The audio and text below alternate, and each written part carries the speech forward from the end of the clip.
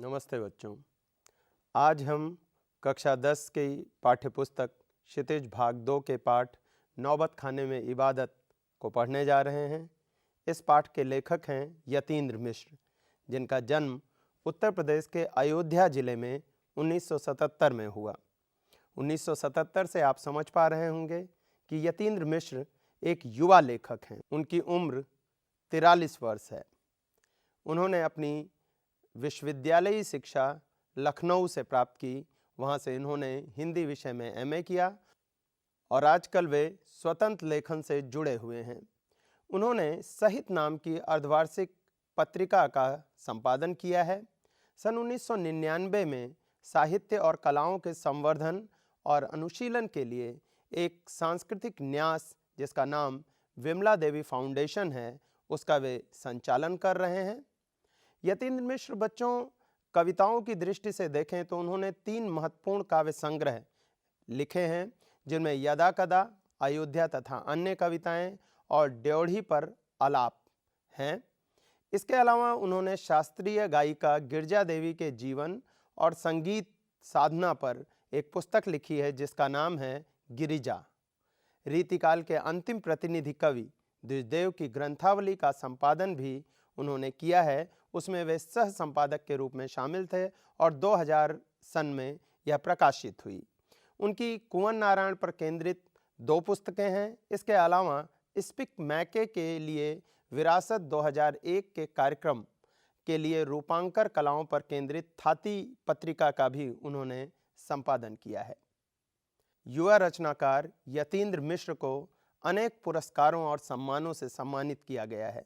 इसमें प्रमुख हैं भारत भूषण अग्रवाल कविता सम्मान, हेमंत स्मृति पुरस्कार, ऋतुराज सम्मान इत्यादि। यतीन्द्र मिश्र ललित कलाओं के साथ साथ समाज और संस्कृति के अनेक आयोजनों से जुड़े हुए हैं। उनकी रुचि उनकी किताबों, उनके लेखन के रूप में हमारे समक्ष आती रहती है और हिंदी साहित्य को समृद्ध करती रही है। आइए बच्चों, अब हम पाठ नौबत खाने में इबादत की तरफ बढ़ते हैं। बच्चों, नौबत खाने में इबादत पाठ दरअसल उस्ताद बिस्मिल्लाह खां का एक व्यक्ति चित्र है। व्यक्ति चित्र यानी उनके व्यक्तित्व को शब्दों के माध्यम से लेखक ने बहुत ही रोचक शैली में हमारे सामने प्रस्तुत किया है। बिस्मिल्लाह खां का परिचय देते हुए उन्होंने बिस्मिल्लाह खां की रुचियों, उनके अंतर्मन की बुनावट, संगीत की साधना, लगन, संवेदनशील भाषा और साथ ही साथ बचपन से कैसे एक साधारण सा बालक, जिसके मन में ठीक आपकी तरह जिज्ञासाएं होती हैं, वो विकसित होकर उस्ताद बिस्मिल्लाह खां के रूप में प्रसिद्ध होता है, जिसे भारत रत्न में शुमार किया जाता है। तो आइए बच्चों, अब हम पाठ की तरफ चलते हैं और देखते हैं कि कैसे एक साधारण सा बालक, जो बिल्कुल आपकी तरह जिज्ञासु था, जो आपकी तरह चंचल था, जिसकी रुचियां भी बिल्कुल आपकी तरह थी, संगीत का बादशाह बन गया, उस्ताद बिस्मिल्लाह खां के रूप में भारत रत्नों में शुमार हुआ। आइए पाठ को हम पढ़ते हैं, साथ ही साथ इसके आशय को, इसके अभिप्राय को और इसके वैशिष्ट्य को भी समझते हुए चलते हैं। नौबत खाने में इबादत। सन 1916 से 1922 के आसपास की काशी, पंचगंगा घाट स्थित बालाजी मंदिर की ड्योढ़ी का नौबत खाना और नौबत खाने से निकलने वाली मंगल ध्वनि। बच्चों, यहाँ कुछ शब्द ज़रूर आपको अचरज में डाल रहे होंगे। उन शब्दों के अर्थ जानने के लिए आप जिज्ञासु भी हो रहे होंगे। इसमें पहला शब्द आता है काशी। काशी से आशय आज के बनारस शहर से है, जो उत्तर प्रदेश का एक प्रसिद्ध शहर है। इसे आध्यात्म की पाठशाला भी कहा जाता है। कई बार इसे बाबा विश्वनाथ का शहर या नगर भी कहा जाता है। यहीं पर पंचगंगा घाट स्थित है, यानी गंगा जी का एक घाट है जिसका नाम पंचगंगा है, और यहीं पर बालाजी मंदिर है, जो मंदिर जुड़ा है उस्ताद बिस्मिल्लाह खां के जीवन से। इस मंदिर की ड्योढ़ी पर एक नौबत खाना है और उस नौबत खाने पर उस्ताद बिस्मिल्लाह खां की सुर लहरी, उनकी शहनाई बजा करती थी। ड्योढ़ी का अर्थ होता है बच्चों, घर के दरवाजे के सामने का वह हिस्सा जो कि दरवाजे से थोड़ी ऊंचाई पर होता है, और वहाँ पर प्रायः पुराने ज़माने में जो बड़े बड़े घर होते थे, वहाँ दरवाजे के ऊपर एक ऐसा स्थान बनाया जाता था जहाँ पर बैठकर सुर लहरी के साथ कुछ वाद्य यंत्र बजाए जा सकते थे। बच्चों, संगीत का भारतीय जीवन में बड़ा महत्व है।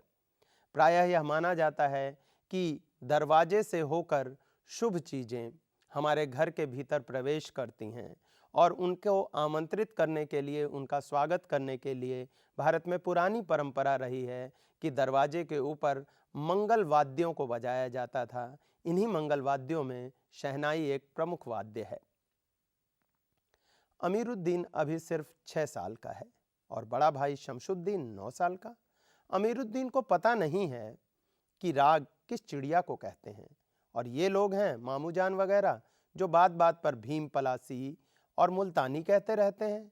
क्या वाजिब मतलब हो सकता है इन शब्दों का? इस लिहाज से अभी उम्र नहीं है अमीरुद्दीन की जान सके इन भारी शब्दों का वजन कितना होगा।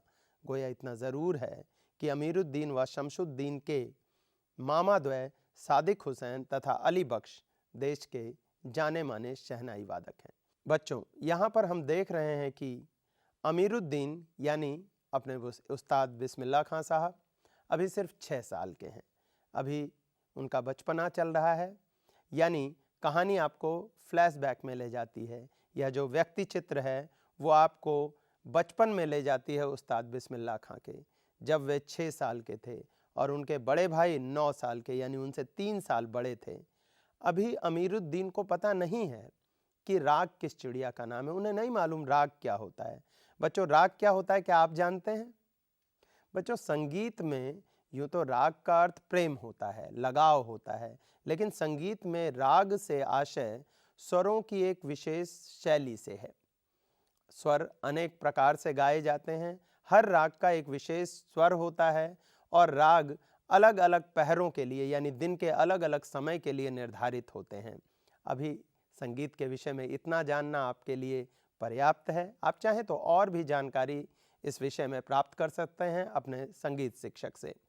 और आगे इस कहानी में, इस व्यक्ति चित्र में यतीन्द्र मिश्र कहते हैं कि अभी अमीरुद्दीन और शमशुद्दीन को राग के विषय में नहीं पता, किस चिड़िया को कहते हैं। यहाँ मुहावरे के माध्यम से उन्होंने रोचक बनाया है शैली को, जबकि उनके मामू जान वगैरह यानी अमीरुद्दीन और शमशुद्दीन के मामू वे बात बात पर अलग अलग रागों का नाम लेते हैं, जैसे भीम पलासी, मुल्तानी इत्यादि। इन शब्दों को जानने की अभी उम्र नहीं है अमीरुद्दीन और शमशुद्दीन की, लेकिन बावजूद इसके उन्हें ये शब्द आकर्षित करते हैं। वे दोनों इतना ज़रूर है उनके साथ कि वे इन्हें पसंद करते हैं, इनके आकर्षण में खो जाते हैं। मामा द्वय सादिक हुसैन तथा अली बख्श देश के जाने माने शहनाई वादक हैं। रसूलन और बतूलन जब गाती हैं तब अमीरुद्दीन को खुशी मिलती है। अपने ढेरों साक्षात्कारों में बिस्मिल्लाह खां साहब ने स्वीकार किया है कि उन्हें अपने जीवन के आरंभिक दिनों में संगीत के प्रति आसक्त इन्हीं गायिका बहनों को सुनकर मिली है।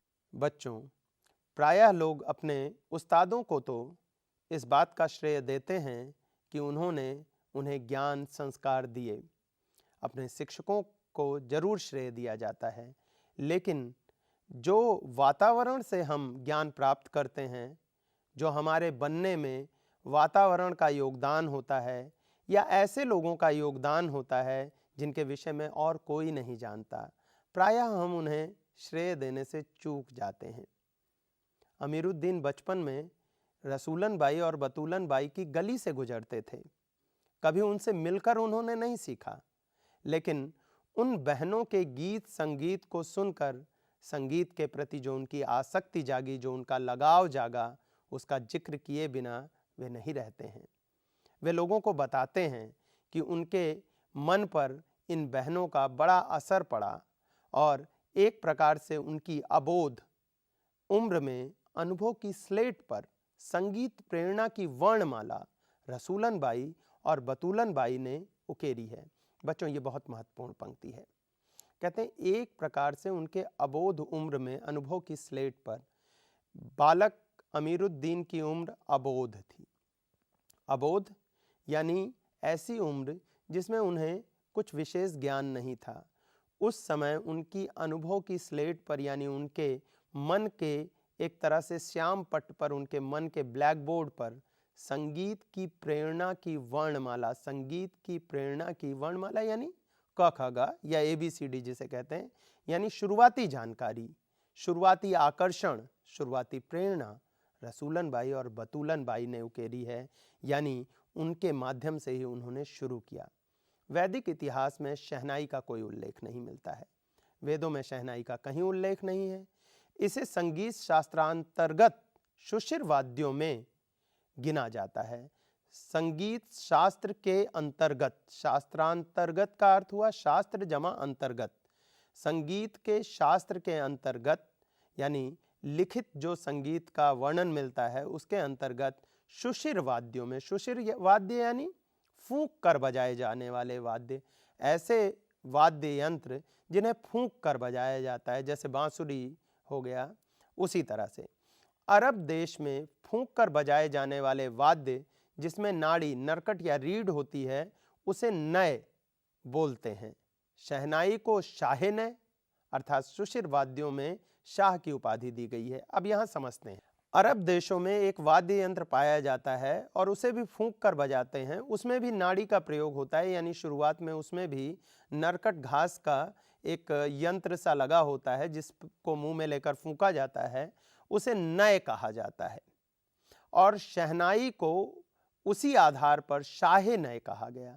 शाहे नय यानी जो सुशिर वाद्य होते हैं, फूंक कर बजाए जाने वाले वाद्य होते हैं, उनका यह शाह है। शाह का अर्थ क्या होता है बच्चों? शाह का अर्थ राजा, बादशाह।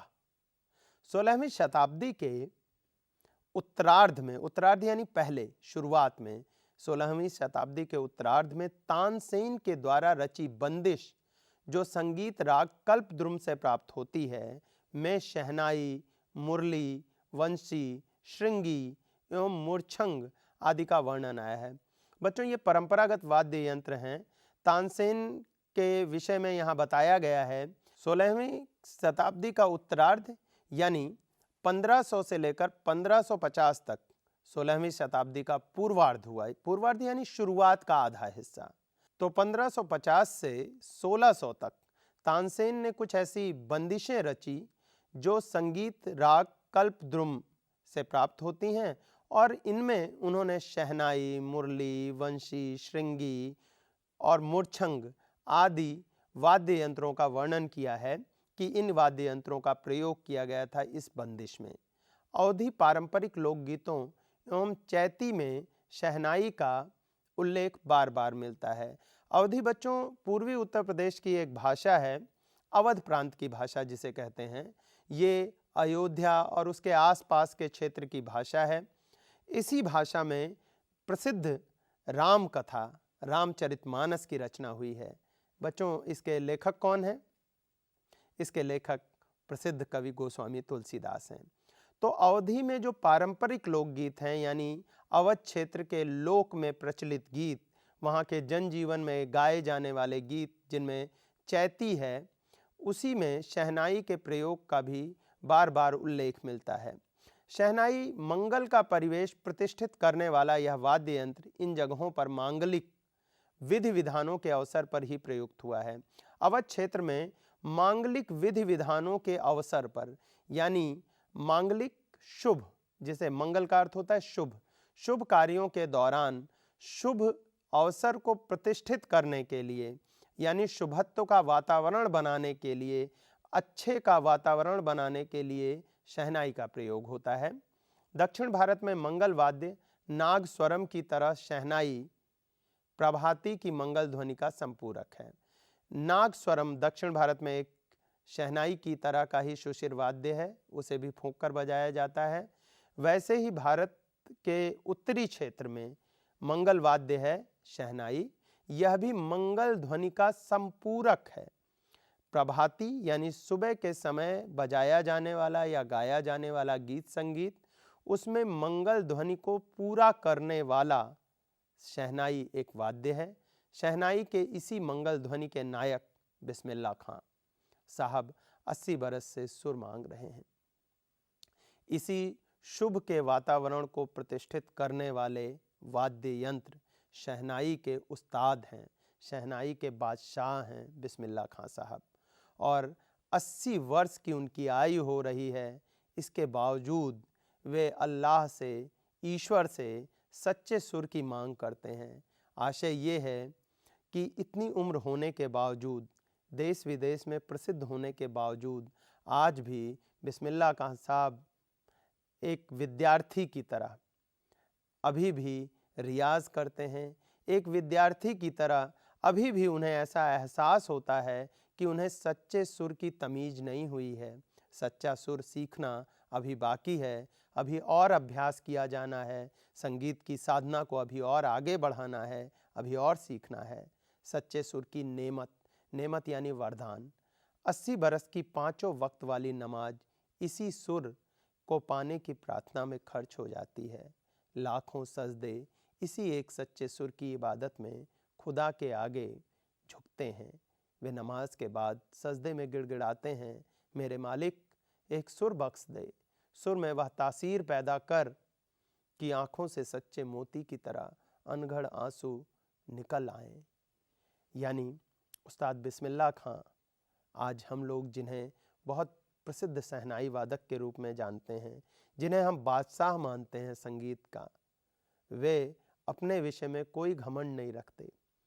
हमेशा वे ईश्वर के सामने जब सर झुकाते हैं, जब इस्लाम धर्म के अनुसार वे 5 वक्त की नमाज पढ़ते हैं, तो सजदे में यानी झुककर जो ईश्वर से प्रार्थना किया जाता है, उस समय वे लगभग गिड़गिड़ाते हुए बोलते हैं कि हे मेरे मालिक, हे मेरे ईश्वर, मुझे एक सुर बख्श दे, एक ऐसा सुर बख्श दे जिसका में वह तासीर हो, तासीर यानी असर हो, प्रभाव हो, कि उसे सुनकर लोगों के हृदय विगलित हो जाएं, लोग भाव विभोर हो जाएं, उनकी आंखों से सच्चे मोती की तरह अनगढ़ आंसू निकल जाएं, अनगढ़ आंसू, ऐसे आंसू जो बनावटी ना हो, यानी लोग भाव विह्वल हो जाएं, भावुक हो जाएं। उनको यकीन है कभी खुदा यूं ही उन पर मेहरबान होगा और अपनी झोली से सुर का फल निकाल कर उनकी ओर उछालेगा, फिर कहेगा, ले जा अमीरुद्दीन, इसको खा ले और कर ले अपनी मुराद पूरी। उस्ताद बिस्मिल्लाह खां साहब को यह भरोसा है कि यदि वे इसी विनम्रता से ईश्वर से प्रार्थना करते रहेंगे, अपने रियाज को करते रहेंगे, संगीत की साधना करते रहेंगे, तो जरूर एक दिन ईश्वर प्रसन्न होगा, जरूर वह उनके सामने उस फल को देगा जिस फल को खाकर वे अपनी मुराद पूरी कर सकेंगे, यानी वे सच्चे सुर को अपनी शहनाई पर बजा पाएंगे। बच्चों देखिए, हम और आप बहुत सारा काम करते हैं, अध्ययन करते हैं, बहुत सारा संकल्प करते हैं, हम सभी के जीवन के लक्ष्य हैं, लेकिन ये विनम्रता, ये दृढ़ता, यह निश्चय कितना अद्भुत है। बिस्मिल्लाह खां साहब विश्व प्रसिद्ध शहनाई वादक, लेकिन इसके बावजूद उनकी साधना में, उनकी दृढ़ता में और उनकी विनम्रता में कहीं कोई कमी नहीं है। शायद इसीलिए वे उस्ताद बिस्मिल्लाह खां बने, शायद इसीलिए वे शहनाई के बादशाह कहे जाते हैं। तो बच्चों, आपने देखा कि किस तरह से अमीरुद्दीन नाम से जाने जाते थे हमारे उस्ताद बिस्मिल्लाह खां साहब अपने बचपन में। कैसे उनका बचपन बिल्कुल सामान्य बच्चों की तरह ही बीता, कैसे उन्होंने अपने बचपन में शरारतें की, उन्होंने अपने बचपन में वे सभी काम किए जो सभी काम आप करते हैं, उनकी जिज्ञासा बिल्कुल आपकी तरह थी, और कैसे वे विकसित होकर उस्ताद बिस्मिल्लाह खां साहब बने, कैसे आज भी उनका विश्वास अपने रियाज में है, कैसे आज भी उनके अंदर ईश्वर के सामने विनम्र हो जाने की क्षमता है, ईश्वर से यह दुआ मांगने की क्षमता है कि वे उन्हें सच्चा सुर बख्शें। बच्चों, यह विनम्रता, अपने काम के प्रति यह साधना, यह आस्था ही हमें आगे बढ़ाती है। तो आज के पाठ के इस अंश में बस इतना ही। अगले अंश में फिर आपसे मुलाकात होगी, तब तक के लिए धन्यवाद।